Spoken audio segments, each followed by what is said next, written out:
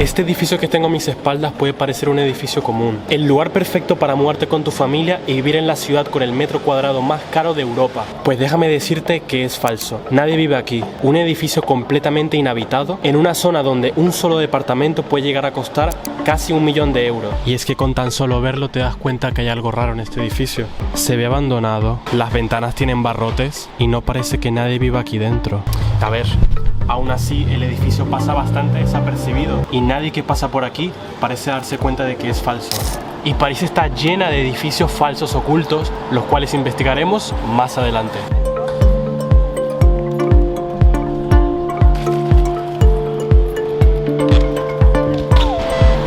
Pero vosotros, ¿qué creéis que ocultaba ese edificio? Pues nada más y nada menos que servidores. Y podemos saberlo gracias a la plaquita que tenían ahí puesta en el portal. Así que ese edificio tan clásico y tan parisino probablemente sea un servidor para jugadores de LoL franceses.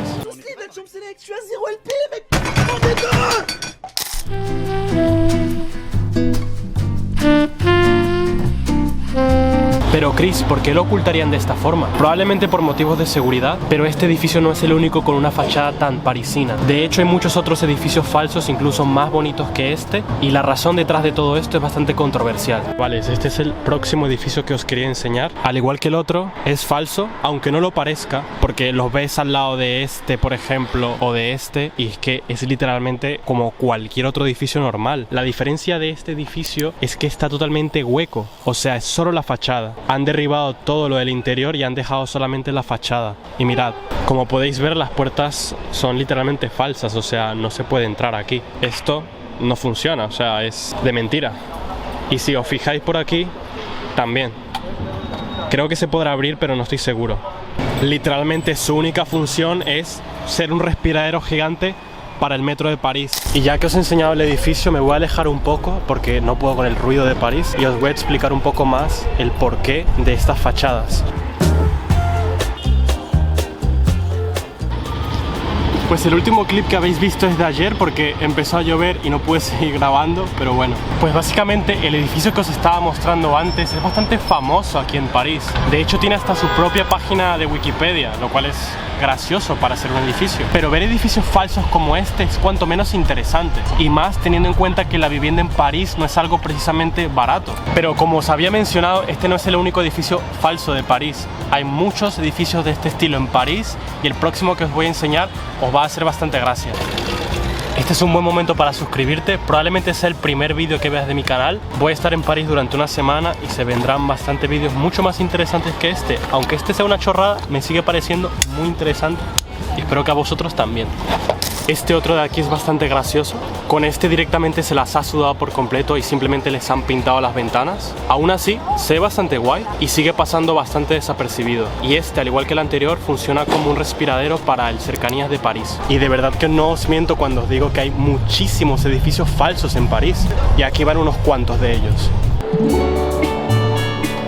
Este otro edificio, al igual que el anterior, es un respiradero para el Cercanías de París. Como podéis ver, también es falso, no se puede entrar. Este es el más grande con diferencia de todos. O sea, como podéis ver, es prácticamente 5 edificios juntos. Este no es un respiradero, este es una estación subeléctrica, pero también para el metro de París o el Cercanías, no sé cuál de los dos. Este es otro edificio falso, vale, este es un poco más evidente, o sea, se nota en el estilo de arquitectura que es falso, y por el estilo también de las puertas, o sea, las ves y dices, vale, no es una puerta de un hogar, pero de todas formas, o sea, si no te fijas, perfectamente no te das cuenta de que es falso. Y aunque este estéticamente no esté tan currado como los anteriores, igualmente sigue un poco la línea estética de París, ¿no? O sea, los balcones, la altura y todo eso.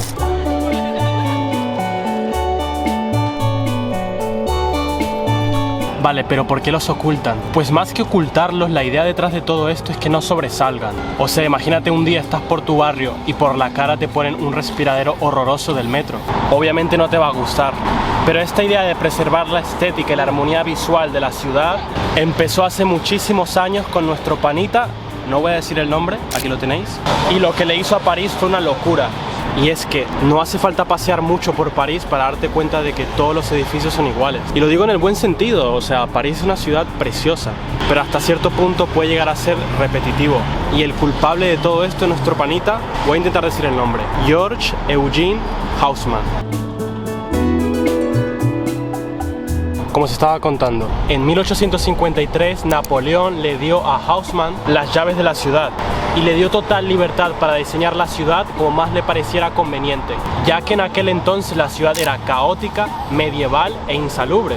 Y bueno, después de esto básicamente Haussmann se dedicó a demoler barrios enteros, a abrir avenidas más amplias e impuso reglas para todos los edificios que se construyesen en París. ¿Y cuáles fueron estas reglas? Todas las fachadas tienen que estar alineadas y cada planta tiene que tener su función. La planta baja son tiendas, el primer piso para oficinas o viviendas, el segundo piso se reservaba para la nobleza, los pisos intermedios para la clase media y los últimos pisos, normalmente los áticos, se reservaba para las clases más bajas o los artistas. Y sin duda alguna lo más reconocible, se puso como regla que todos los edificios utilizaran las mismas piedras calizas de las canteras cercanas a París. Es por eso que casi que todos los edificios de la ciudad tienen el mismo color beige, un poco grisáceo, y es básicamente porque utilizan la misma piedra. Y los balcones compartidos normalmente en la quinta y en la segunda planta únicamente. ¿Y qué dio como resultado todo esto? Pues que París sea como es hoy en día. Y es que aún a día de hoy, 150 años después de Haussmann, todos los proyectos urbanísticos y renovaciones que se llevan a cabo en la ciudad siguen siguiendo estas reglas que os mencioné. Es por eso que hoy en día no puede venir una empresa random y tirar un edificio haussmanniano de más de 80 años para poner simplemente una estación eléctrica o un respiradero del metro, o servidores, o cualquier cosa. Y esto es algo que sí ha sucedido en otras ciudades modernas. Muchas ciudades de Estados Unidos han sido demolidas por completo para dar paso a una arquitectura más moderna, pero París se ha rehusado por completo a esto. A mí personalmente me parece fenomenal que se siga esta idea y no se derrumben edificios históricos, o que por lo menos preserven las fachadas, pero aún así han habido muchos intentos para hacerlo. Uno de estos intentos fue la Maison Dorée.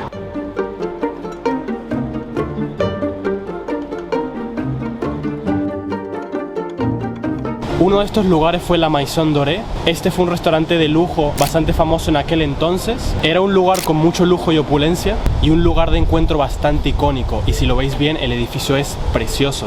Y es que en 1902 este famoso restaurante tuvo que cerrar sus puertas y quedó en desuso durante muchísimos años. Y no fue hasta pasada la Segunda Guerra Mundial que la compañía de seguros Gant empezó a utilizar este edificio como un almacén de archivos. La idea de Gant era demoler el edificio por completo y construir un hotel más moderno, pero el Banco Nacional de París adquirió la propiedad del edificio y decidieron colocar allí su sede internacional.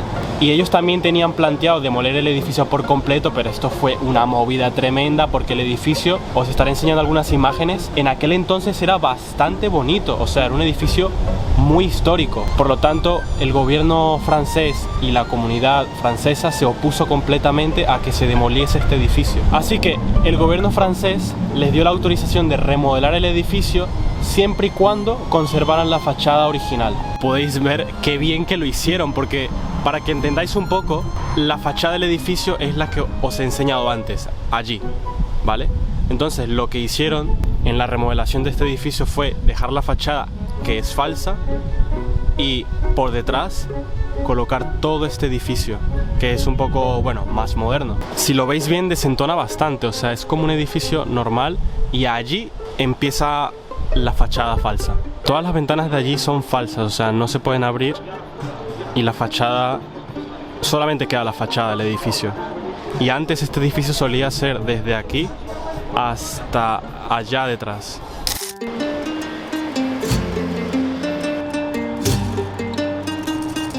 Y a partir de esta remodelación, esta idea se popularizó bastante entre las constructoras de París. Por lo tanto, se empezó a emplear más esta práctica de conservar la fachada, pero remodelar el edificio. Por ejemplo, mirad, esta tienda solía ser una panadería normal, pero ahora es una tienda de ropa, pero han conservado la fachada del anterior lugar. Como podéis ver aquí, tiene todavía el título de panadería, pero ahora es una tienda de ropa. Pero sin duda, mi edificio favorito de todos los que os he enseñado es este. Este edificio solía ser una cervecería alsaciana y fue diseñado en 1894. Como podéis ver, el lugar es precioso, tiene bastantes detalles de madera e incluso conserva la estatua original. Y la estatua que veis allí se llama Gambrinus y es el legendario rey de la cerveza. El lugar es bastante único, bastante icónico, destaca bastante, me parece un edificio precioso, pero si bajáis es un McDonald's. Me parece increíble que hayan conservado la fachada de este edificio, ya que es bastante único e icónico y la verdad no queda nada mal.